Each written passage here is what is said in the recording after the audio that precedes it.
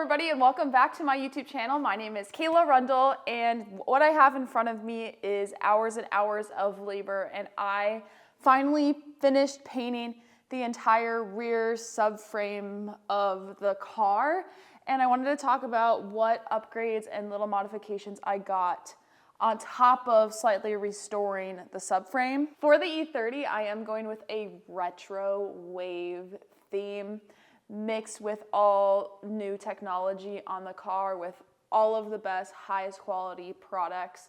For the E30 chassis, I chose the retro wave theme through this process because it is a car from 1987, and since we painted the exterior Miami blue, I just thought all these colors worked really well together, and typically everybody picks two colors that they fall in love with for a car, and nobody really picks five, so here I am going all out. For the differential for this car, this is the differential that came out of the E30, which was obviously S50 swapped. To make this differential a little bit stronger, thankfully Garagistic offers a secondary differential mount, and it comes with all the hardware and everything you need. So I will be using this along with the 95A track spec differential bushing that I will show you guys how I'm going to pop these in this video. And I believe it mounts up somewhere around here. So then the differential will be much more supported with a brand new bushing, which will be absolutely wonderful. For the trailing arms here, these are the stock E30 trailing arms. And eventually I do want to do a 5 lug swap, so I will be switching out the hubs to an E36 5 lug. But for now, I'm just leaving it how it is since my goal is to get this car running. But I also got for both trailing arms to match with the differential bushing, I did get the Garagistic trailing arm 95A track spec bushings. So I will be also pushing these in, all brand new bushings. I also got those same bushings for the rear subframe that I have in front of me here. These springs were the springs that were on the car since they are aftermarket. They are not stock. I painted them yellow to match the theme. I am hoping to get some KW suspension or ST suspension on the E30 coming soon because as we know, hopefully, unless you don't know because you probably haven't ridden in a car with KW suspension yet, but KW suspension is better than anything else I've ever experienced in my life for suspension. The ride quality is absolutely unmatched. The sound is unmatched. You would know what sound I'm talking about if you've ridden in a car with KWs. But I'm hoping to get KW suspension down the road for this car, but for now I just painted the springs so I can get this car rolling. For the brakes, I, of course, am going to be running Wilwood brakes on this car, which I featured in a previous video. I did get these powder coated in yellow. I will be replacing the seals since we powder coated the brakes with the seals in it. So you want those fresh because when you bake the calipers with the seals inside of the calipers, they get a little bit too hot and it could be unsafe. And brakes are very, very important, especially for a race car like this. You can see at the bottom of the screen here a crazy design gas tank.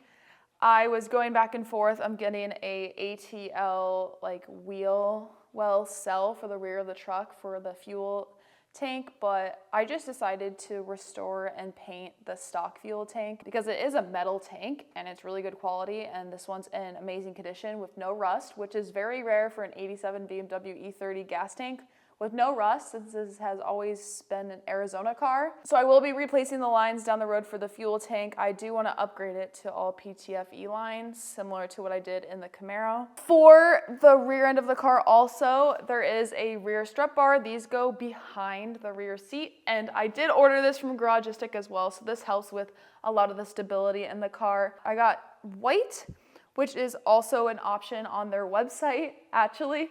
I got white to match the whole undercarriage and the engine bay, so all the colors are gonna be tied in around the entire car. From our Garagistic as well, they have these rear shock reinforcement pieces out of metal, so I will be placing these in the rear shock areas in the rear, just to add a little bit more of reinforcement. You can paint these in whatever color you want. I believe you can also get them painted as an option on their website, but I just got plain metal, so I might paint these myself. Also from Garagistic, they have a tow hook that I will be putting in the rear subframe, in the rear trailing arms, I believe. I'll have to look up the instructions on their website. But from what I saw, these looked really, really handy if I ever need a tow. This makes it so you don't have to wrap the straps in wheelbarrows of your wheels. If you have a nice set of wheels, you don't want to wrap straps around it and scratch it or dent it or whatever. We want the wheels to look perfect at all times. So these are the guys that will be saving your wheels from getting scratched from down the road and saving your car if you ever need a tow, since of course I am building a track car. So the possibilities of needing a tow are very likely. These are actually relatively inexpensive. These are for the differential. They're differential mount studs. These are amazing. I saw a lot of BMW E30 owners do this because it makes it very easy and simple to be able to drop the differential out of the car if for any future reasons. And it's just the simple difference of getting studs from Garagistic. So I will be putting that in as well when I get the differential back up into the car. I've spent a long time painting these guys, and it is all gonna be shoved on the underside of the car. So it may look chaotic now looking at it from here, but in all reality, all the stuff is gonna be hidden underneath the car. So from the outside, it'll look very simple and clean and mature. And if anyone ever gets a peek from underneath the car, it'll look like a retro explosion. All right, I'm gonna use gloves because I am going to grease this up, and I will be using the best, which I use on all my cars for grease related things. It is the AMSOIL synthetic racing grease. This is high pressure grease since these are upgraded bushings. I am just putting on a glove and opening the tube. I know you have to put this in a squeeze thing, but I'm just stealing a little bit out of it. And I am just going to lube up the inside of this rear subframe. So then maybe the bushings will be happy going in here. All right, we're gonna put the small, you can see like if you compare the two bushings, there's a thick one right here and a small one. The small one goes on the side of the brackets. And I'm hoping these are just gonna feed in. Well, that went in super easy. Then I'm gonna take this metal out, and then hopefully this will feed in nice and easy.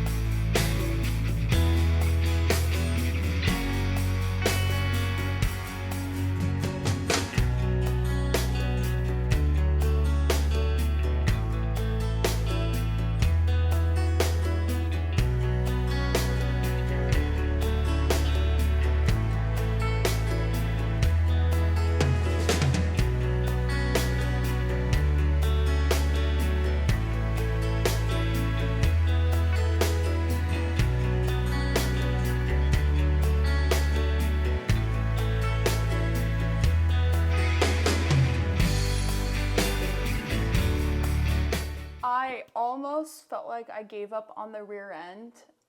Since I did paint the subframe and the trailing arms pink, it added a layer of thickness, making it nearly impossible to get the bushings in. I should have masked off the area where the bushings slide in. I ended up even greasing with my AMSOIL grease on the driver's side, which was the second trailing arm I did. And I thought it was gonna make my life easier, but it's just how tight those bushings fit, which they are amazing and they will definitely do their job, but getting it installed was really, really difficult. So they are in, they are pink, they're looking good. match with the yellow springs. I do have to get the shocks in real quick, which I will show you what I will add with the shocks. But these boys are in. I do have to tighten up the bolts, so let's do that first.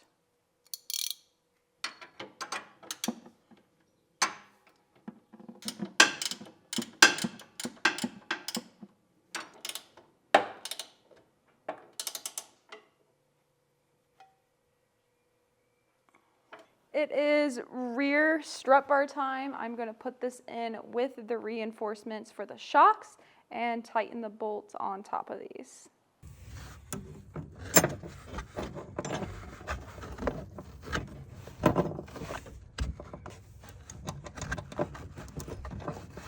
So I got in the rear strut bar that is behind the back seat in the trunk, and I want to show you guys how it looks.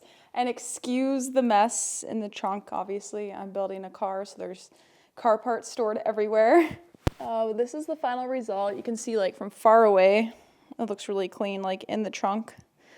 Looking through it, it just adds a nice detail. And you might be able to see the teal sandwiched rear shock reinforcement in there. It's kind of hard to tell. But I did use the stock hardware on top of the rear strut bar.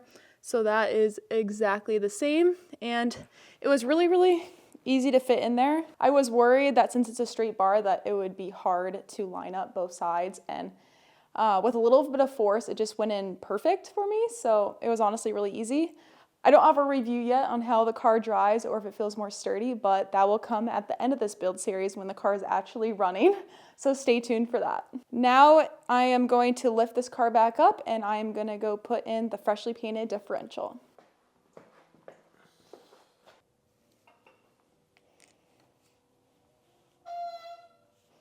All right, what I have in front of me is the stock E30 differential, and I am putting this in the car. I know with the LS swap, which I might have to change the gearing down the road because we'll literally never hit 6th gear ever in this car. Maybe not even 5th gear, because 5th gear is like 100 miles per hour. Definitely want to change gearings down the road, but in the meantime, I'm going to get this differential in the car.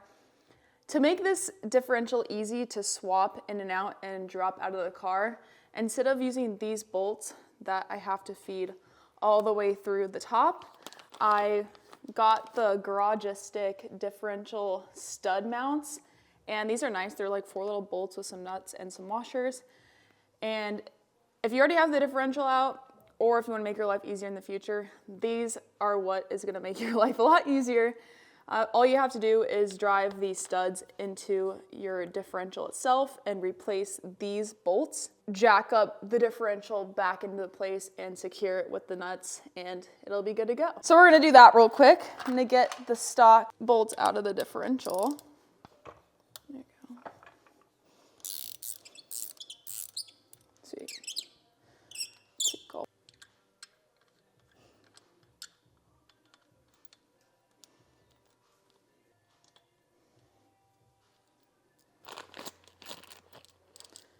These guys, the stock bolts, when you're trying to put them through the subframe, when you're mounted to the differential, you have to perfectly line up the differential and try to feed this through from the top like this and try to get it in the hole of the differential and try to screw it in while perfectly lining this up.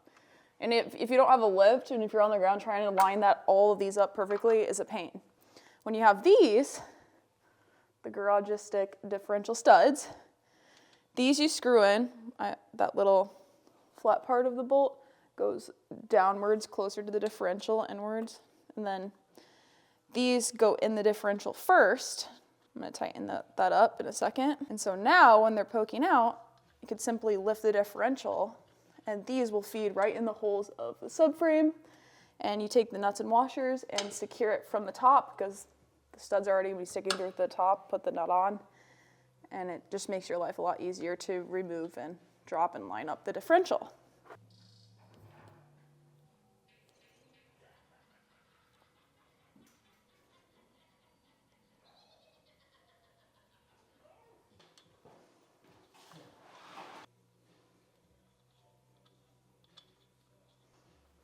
Yay.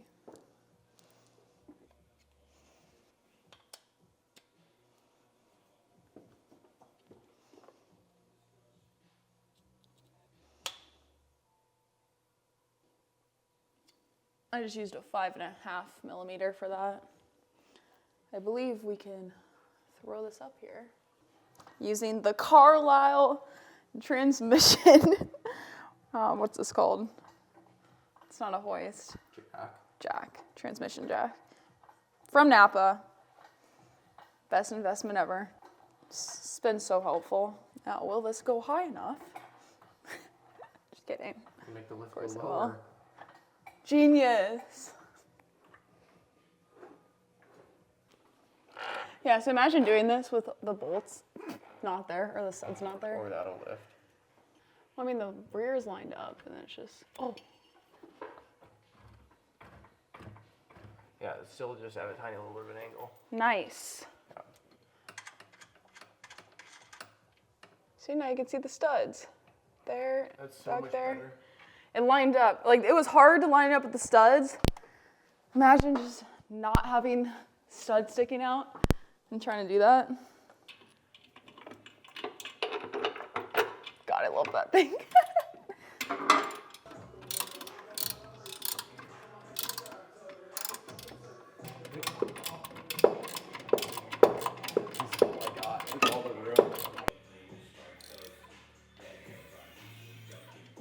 You guys might have seen the Garagistics secondary differential mount that I was installing. Sadly, it was completely my fault, and since I am doing an LS swap, the differential is going to need more room. So there's usually two options for this. You can get the offset subframe bushings that go on both sides of the rear subframes, or you can get the offset differential bushings that go on the differential. So since I'm missing a bushing for the differential, the one that's not on the new mount, I'm going to have to redo that mount and do an offset differential mount to make that differential leveled to make sure that the drive shaft will fit through the rear subframe hole, if that makes sense. So I will have to be doing that. So I didn't completely finish the secondary differential mount. All you have to do is like line up the two plates and then drill it in through the trunk.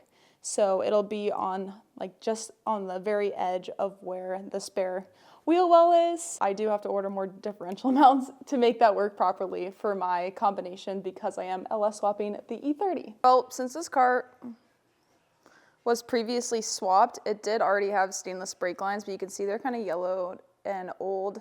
I took this off with the rear subframe, and then you can see the difference for the brand new Garagistics stainless steel braided lines. These are DOT compliant, and it comes with 6 brake lines in the kit, which covers all of the brake lines across the car from the front to the rear. And it comes in red for the Garagistic color, which is really fun because usually they come in this clear coating, which obviously yellows over time, like you can see for this one with heat and brake fluid, and just gets icky, but this one will look really nice, I think, over time.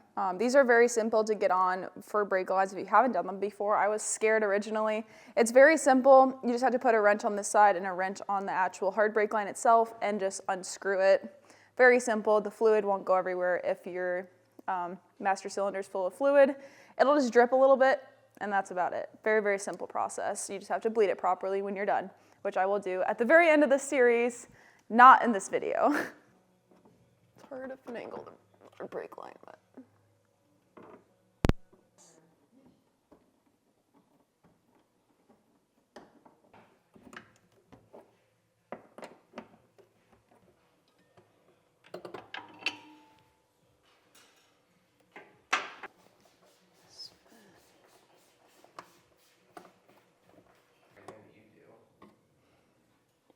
For the rest of the brake lines, I know I got a set of 6 brake lines. I am still waiting on all of my parts from Willwood Brakes since I'm doing a full Willwood brake kit with new pedals and new master cylinder, clutch slave cylinder, all that. I'm redoing everything with Willwood, so I'm still waiting on those parts.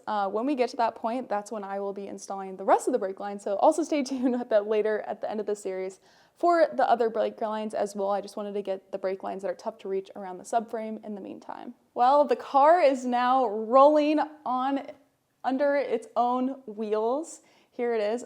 In the meantime, I put it in the one-car garage, but it rolls great. Doesn't have any brakes on it, so it was a little bit of a struggle that Sam had to help me with. Push it over here. because I ended up putting the Camaro on the lift for now, since I have a few modifications that I am installing on that. So no, I'm not forgetting about the Camaro, even though I've been focusing on the E30 a lot lately. But since the E30 is rolling, it is good to go on that end. I am waiting on a lot more parts, and I have a lot more building series showing this E30 process and everything I have been doing to the E30. My goal, hopefully, is to make the E30 run by the end of April. Hopefully I get that done. Shout out to Garagistic for all of those parts. So far it is great quality, and I will also have a discount code down below in the description that you guys can use to go get a discount on all the Garagistic parts that I showed in this video, amongst many others that I will be showing in future videos. But I appreciate you guys watching this video so much. Stay tuned for the next E30 video in the series. There's a lot going on, but I hope you all have an amazing day or night, whatever time it is, and I will see you guys in the next one. Peace.